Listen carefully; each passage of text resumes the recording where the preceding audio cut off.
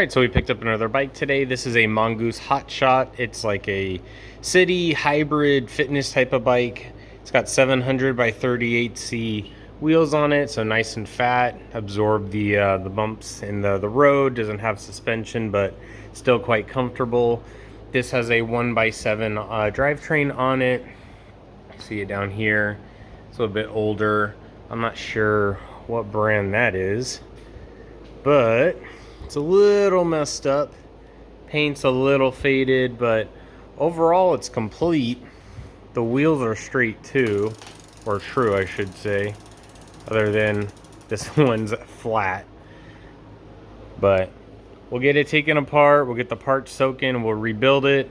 Really just need to redo the derailleur cable. The brakes were fine, and replace the tube. So just do our general parts cleaning and then we'll get this bad boy out of here. So we're gonna get the chain taken off. Now I'm looking for a master link, or a quick link as some people call it. This chain doesn't appear to have one, so we're just gonna pick a link randomly and we're gonna break it. And we're actually gonna try and reuse this chain. Now, if this was my own personal bike, I would definitely invest in just putting on a new chain, probably putting on a new 7-speed freewheel. But this really just appears to have surface rust on it. And when I picked it up from the gentleman today, he had it covered in the backyard. So I'm going to just operate under the assumption that the chain will be okay. Obviously, we will test ride this before we sell it. And I'll put a lot of pressure on it. I'll try and basically break the chain. And if it doesn't break then we're good to go. If it does break, then I'll actually replace it. So I don't see a need to actually replace it before that. We're stuck down here somewhere. There we go. So we'll do that. And then we're going to throw it into the ultrasonic cleaner. And today looks like water, but really we're going to use vinegar this time. So I like using Evaporust, but that stuff gets pretty expensive. So to first pass it, we'll do soap and water, then we'll do like a vinegar bath. In this case, we're just going to bypass and go right to the vinegar. All right, so I got some other components ready to go. So I have the freewheel here, which we'll throw in, and then we'll fully rebuild it later. I won't show it in this video because I've done it in probably 4 or 5 other videos, but we'll do that. We have the chain, and then I have all the different lock nuts here for the wheels, including a couple other from a bike we haven't even started yet. So I'll put it all in, let it clean up, and then while we do that, we will go through and clean the frame. I don't know if we're going to wax or polish it, but try and clean it up a little more to make it more presentable. And actually, yeah, this feels nice and smooth, other than the fact that it's over tightened. So we'll get that corrected too. All right, so I got the pedals off. Now what we're going to do is take this lock nut off. This is a 14 millimeter.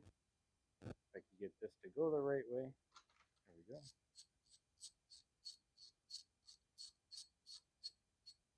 Okay, so we take off the 14, and then I'm going to grab my remover here. I'm going to get it threaded in.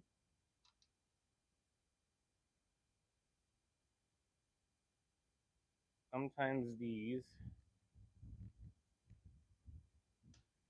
are damaged in terms of the threads, so you got to be very careful making sure you get this in right. Feel some resistance. In fact, let me back this out a little more. I think it was already contacting, which is why we're having issues getting it threaded. Get a couple good turns in here. Make sure it's all the way on. Turn it back in. And then also make sure you're set on your wrench. And then it'll come right off. All right, so I pulled the other crank off. Now what we're going to do is come in here with the wrench. We're going to remove this lock nut. Oh, that was a bit loose. Interesting that the lock nut is loose, but the system's too tight.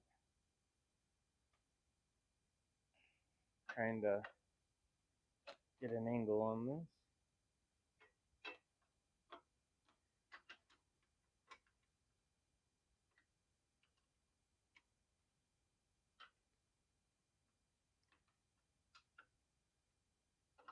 Now, if you don't have that flat wrench I used to take off the lock nut, you could also just use a flathead and a hammer or chisel or anything narrow and flat that would fit in there. Get this down. Oh yeah, felt good, but obviously pretty dry. So we'll get all this cleaned up. All right, so I got the frame all cleaned up. I got the parts in the washer. Now what we're gonna do is work on the rear wheel. First, what we want to do is get the cones and everything all fixed up. So I've spun it up here to show you. It's going to start slowing down here in a second. The cones and everything are just way too tight on it. Obviously, you can't feel it, but it's very tough to spin. And it's catching a little too. So we're going to put it up in the vise and we're going to get the cones all honed in and then we'll do another spin test. This is the vise that I used to get the wheels all honed in. It's just a little cheapy vise I got off Amazon, and then I got these inserts that are designed for the various nuts on the bike. I think the inserts, quite honestly, probably cost more than the actual vise itself. So I'm going to get it set up in here, get it locked in, and then most of the cones in here, so you got a cone, a spacer, and then a lock nut. Most of the cones are either a 14 or a 15 millimeter. So I'm going to start with a 15, and that's right on the money. I'm going to hold that, and then I'm going to take my adjustable wrench here, and I'm just going to get this lock nut off the top. So I'm going to spin it up. I'm going to visually check on these bearings. And they actually look okay, but I'm going to just shoot some fresh grease in there. So let me grab the grease gun, and then we'll do that. Got the grease gun, so I'm just going to go around here, get this hair out of the way. The balls came up a little bit. There we go. I usually do about 3-4 blobs right in there. And I'm going to carefully spin it back down. And I'm not going to worry so much about getting the exact right tension because I'm going to do the same to the other side. I'm going to get it all put back in here. What I do want to do is give it a good tightening, though, to lock down this side so that the other side can be adjusted. And we'll do our final adjustment on that side. Now, this would also be the time if you were having issues with the axle length in terms of how many threads are showing on each side. This is also the time you would go and fix that. This bike didn't appear to need it, although I have had to do it in the past, and it's a quick little fix. So if we ever have that, I'll be sure to film it so that I can show everybody how to adjust that. And you only want to adjust it a little bit. If you're off by quite a lot and the bike's all funky, you got some other issues going on. But occasionally, due to tightening and other maintenance that maybe you happen on your bike, it comes out a little bit. So I'm going to do the same thing here. Shoot some blobs in. Of course, the gun's acting up. As much as I love these guns, the Park Tool grease doesn't always work and flow the way I need it to. All right. So what we're going to do, I'm going to bring it back down. And then my method is I do finger tight, and then I back it out a little bit, and then simultaneously I hold it where I had just moved it. I want to grab the 15 again, get all situated here, and then now I'm going to tighten it. Okay, I'm going to pull it out. I'm going to check it. Still too tight.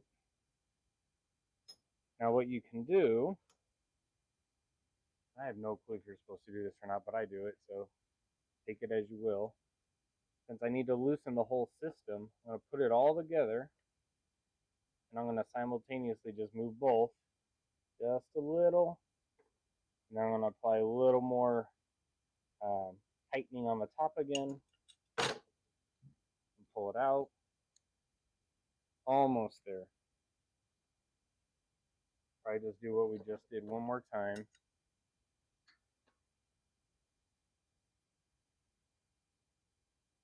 Somewhere right in here, perhaps. Take it out. Oh yeah, nice and buttery. It should do really well. So let me fix the camera back over here and give you a spin test.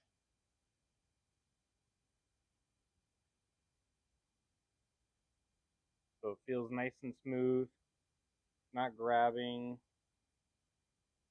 Need to put a new tube in here, but this wheel feels really nice. So we'll do the same to the front wheel, make sure the bearings are all set. I can't imagine how hard this thing was to ride before, because I know the front one's a little messed up too, but it's a really simple 4 or 5 minute adjustment. Make the world of difference for your cycling efficiency. All right, so I'm putting the bottom bracket back together, excuse me. And this is a little too loose. And when I tighten it, now this is too tight, right? So what we're looking for is literally somewhere right in the middle, where it's gonna move, but not have a lot of resistance, but also where it's not gonna be moving. So what I'm feeling for here is I'm feeling for play, and there's a little bit of play, very, very little. And I need to tighten it a couple degrees, literally just a couple degrees. And we're just getting it to where it doesn't have any more play, but it's still moving as freely as possible. And once we get it to where we want it, I'm gonna try and do this without dropping everything. Okay. Get it threaded on here. Now the trick is that we want to tighten it without tightening the actual cones and everything that we just spent all that time on. So I'm going to come in here like this, and I'm going to tighten the lock nut. I'm going to try and hold at the same time the position of our cones. And of course, I'm doing this upside down and backwards. Okay, so I got it there. Come in here. Trying not to block you, but I may have to just because I'm having a hard time here.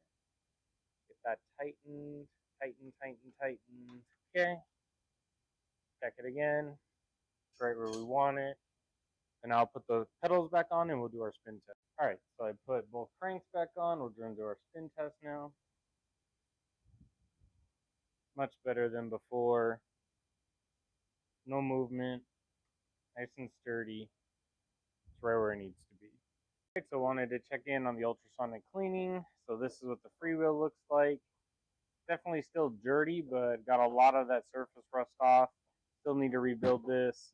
And then the chain. I think I dropped something. The chain here, it's cleaner.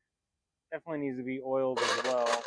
Probably gonna run everything just through a soap bath just to clean all this excess vinegar and stuff off. But that's how it looks like. So it's been a few days since we were able to work on the bike. It's just been ungodly hot here in Southern California.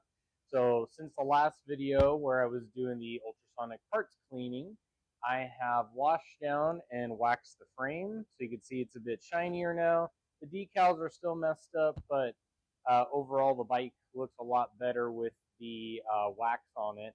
And I just use a like Meguiar's car wax for that.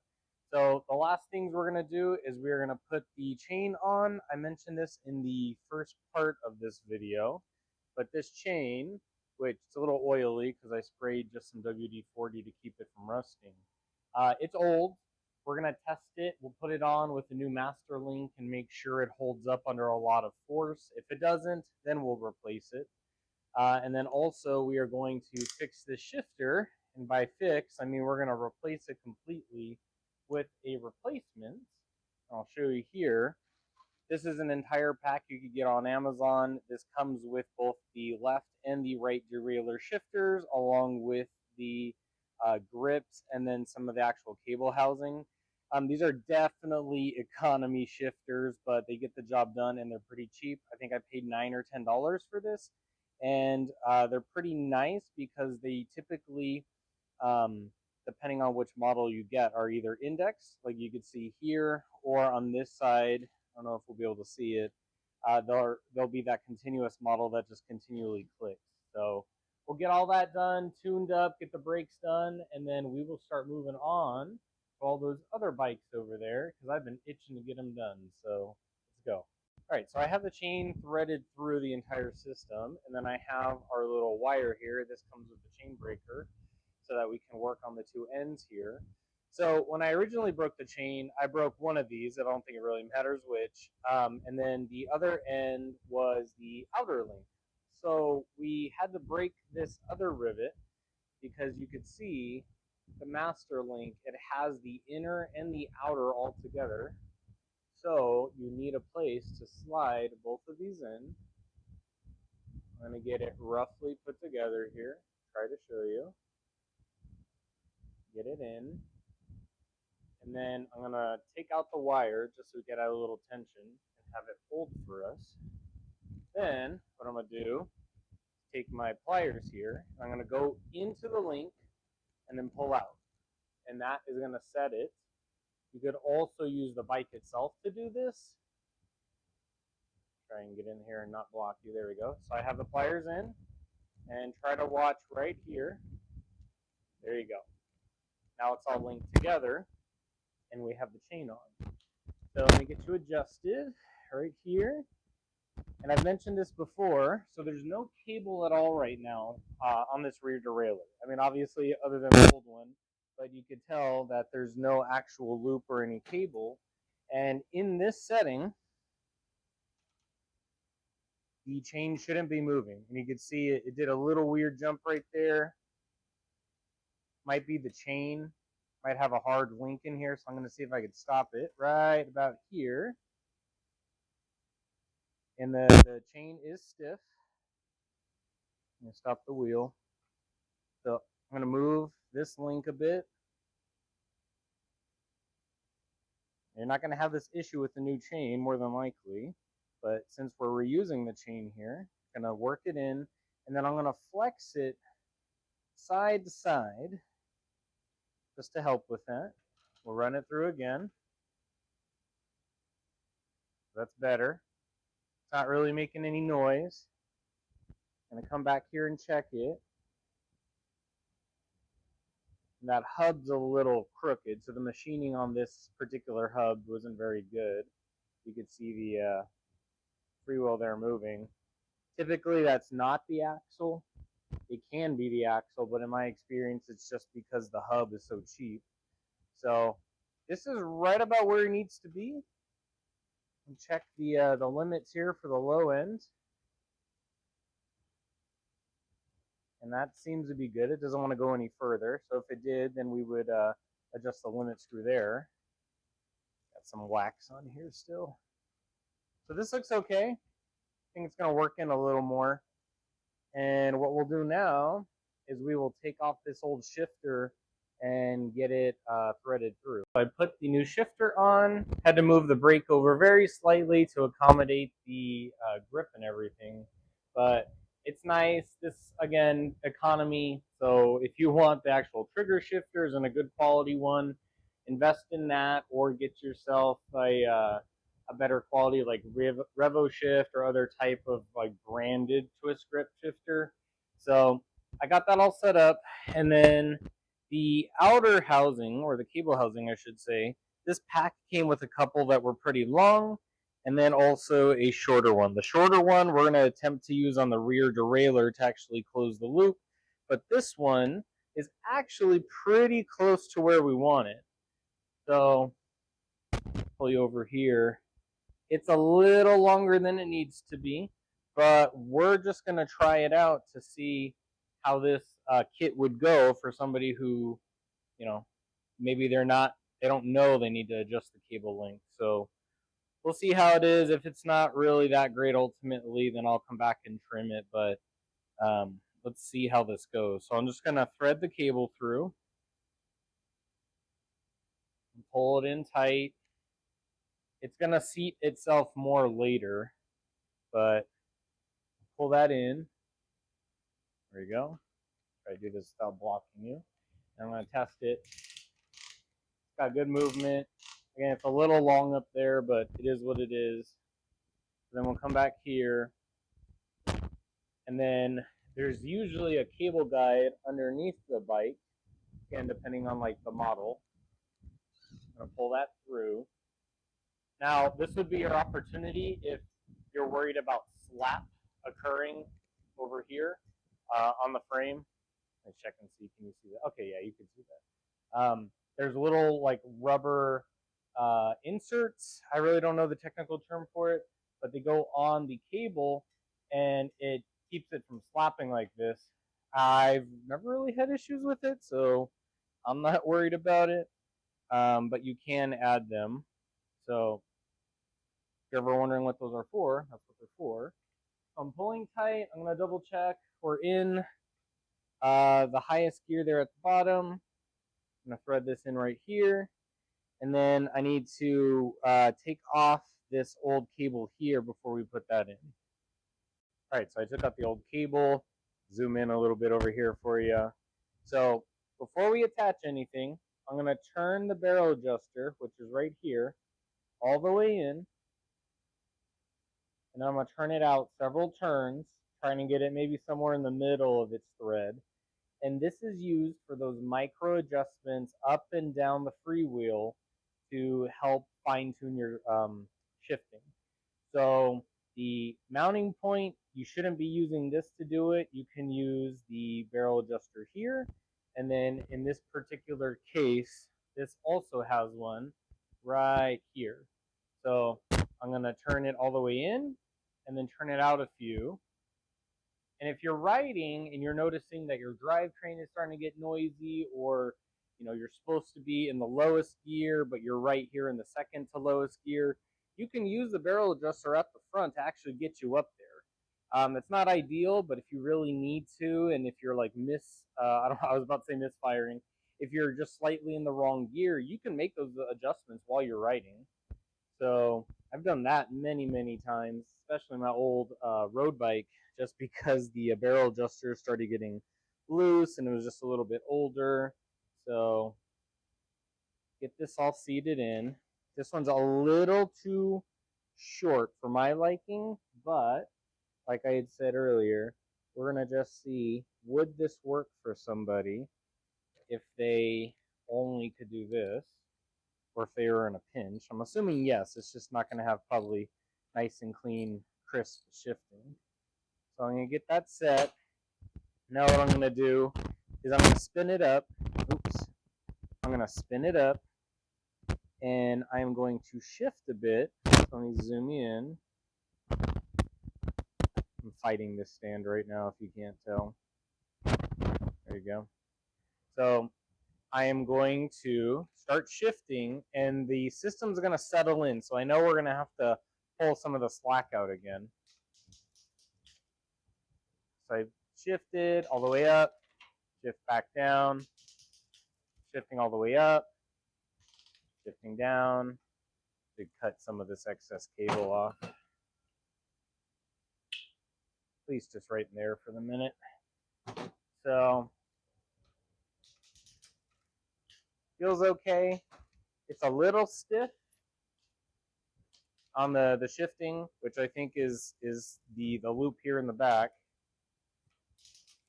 So fully stretched it out. I'm gonna go back here. Just gently stop the wheel. I'm gonna test and see. And you can see the cable is now slack a bit. So I'm gonna undo it again. And I'm gonna just pull out some of that excess tension. And I'm trying not to add more tension while I do it. I just want it to be taut, but not tight, because then we'd be adding more tension to the system. So again, shift all the way up, shift back down, and I think we're ready to start indexing. So I'll get you set up here so you can watch it. Come up a little more. There you go. All right, So we're gonna try and shift once. Made it up, that was okay. Go one more. Seems okay, a little hesitation. That was good. That's pretty good. And then right about now, what I'm gonna do is I'm gonna check the chain's position relative to the gears. And so what I'm looking for here, it's kind of tough for you to see. See if I could zoom in. Is I'm trying to see down here specifically how close is it from that cog versus that cog. And it looks a little too much on that side. So what I'm going to do is I'm going to tighten the barrel adjuster. You can see now there's a gap. And that recentered it a bit. So zoom back out. Go up. Go up. Down. Down. Down. Down. Down. Down. Go up. Up. Up. Now it's hesitating a little bit again. I'm going to loosen the adjuster, which adds tension. Go back down two, go back up one, and again, and again, and again. It's looking pretty good. I'll leave it right here in the middle, and now we can work on the brakes. So we'll start with the back brake. First thing you want to do, make sure your wheel is mounted correctly, centered. And then what I'm going to do here is I'm checking the pad to see where it's hitting. And you can see that the very top of it is over here towards the bottom of the rim, which means if you brake really hard, there's a chance that you can get the pad caught in the rim itself, and then that'll make you stop pretty quickly, which is not exactly what you want to do. So I'm going to loosen the pad here. I'm going to pull the brake over to about where it would be hitting. I'm going to get it roughly centered. And then I could do this. I'm trying to do it again as with all things on this channel. I'm trying to educate and show you, but I also have to get it right, which may require me to get in the way. So I centered it and then I towed it out a little bit, which means as it's there against the rim, it's flared out a little bit. So that's right about where I want it. And I'll come over to the other side and do the same thing real quick. Double check it. It's actually pretty close. So the same thing. I know you can't see it, but I'm just going to quickly do it. Get it all centered, right about where I want it. Get it flared a bit. And that looks good. So now we can reattach the cable and see where the system's at.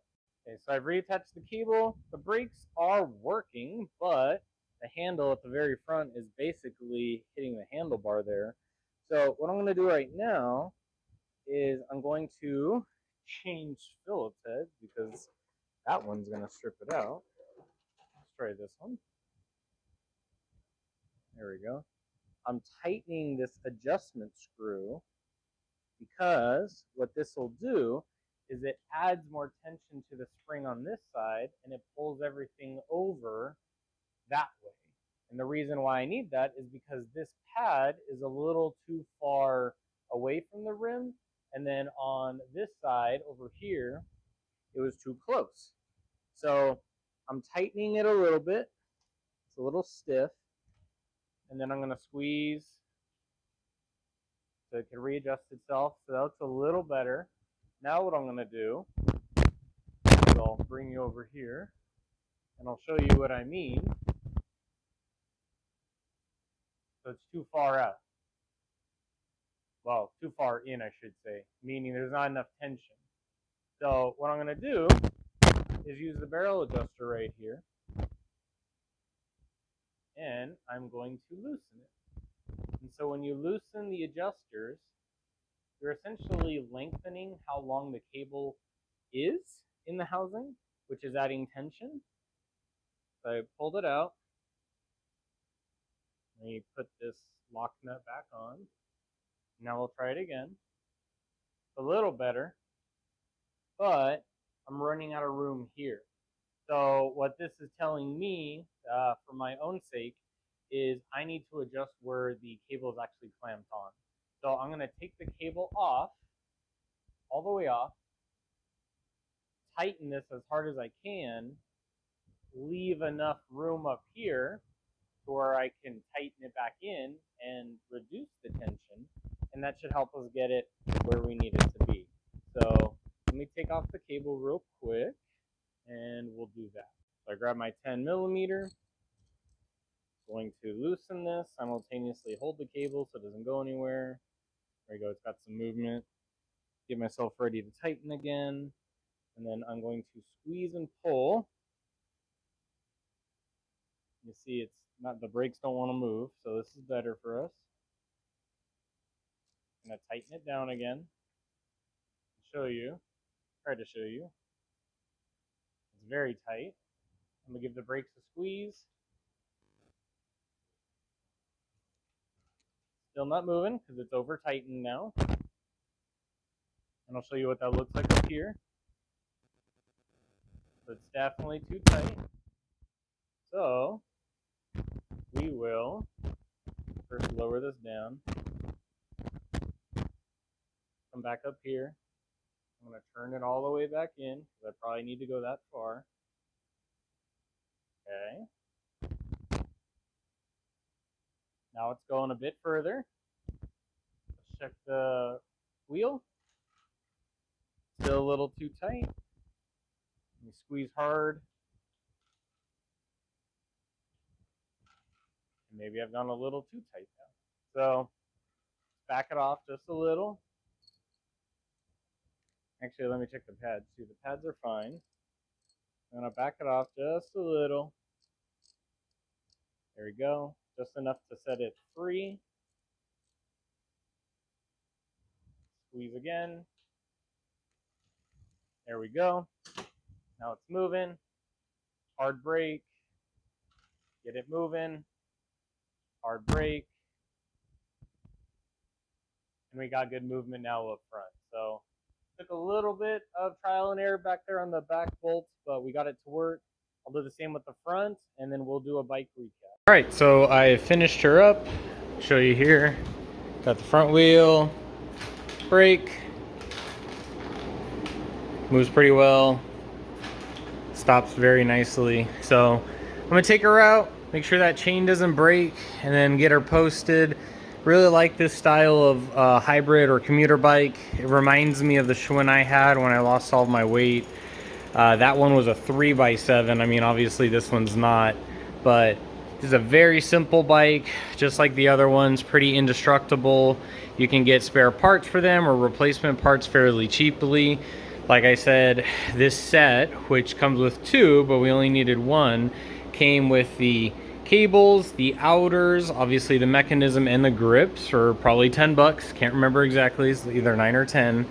But you can get yourself a very nice sturdy bike for pretty cheap, and it just, you know, sometimes takes a little bit of work to get it going again. So hope you enjoyed watching this one. I have a few other bikes coming up, another beach cruiser, show you right here. Probably not much to do on this. It might just be a shorts series. Thinking maybe just the tubes need to be replaced. And then also, here's the baby blue one we worked on not too long ago. This other Huffy mountain bike, which has some cool trigger shifters on it. Probably gummed up, but that one's probably going to be a video in itself. So thanks again for watching, and please subscribe if you're not already to Good Winds Recycling.